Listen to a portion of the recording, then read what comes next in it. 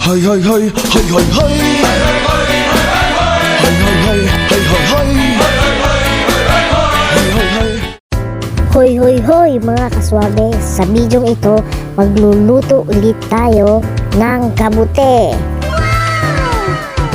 Magsimula tayo sa pagpapakulo ng kaunting tubig. Konti lang mga kaswabe kasi ang kabute ay magtutubig yan.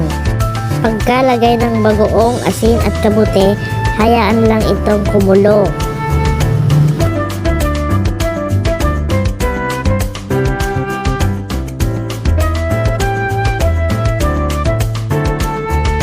Habang inaantay maluto ang kabute, magmarites ka muna sa karnuba.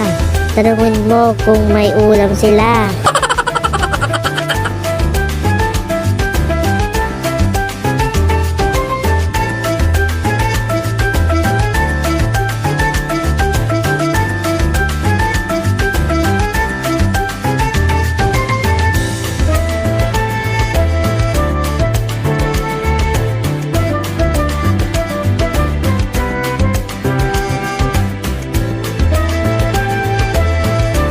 Kung sa tingin mo luto na ang kabute, ilagay na ang malunggay.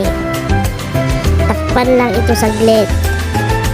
Haluin mo ito saglit at patayin mo na ang apoy at ilabas na ang kanin.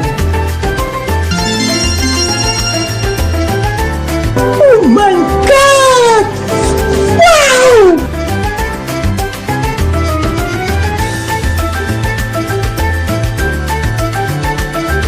At dito na nagtatapos ang video natin mga kaswabe.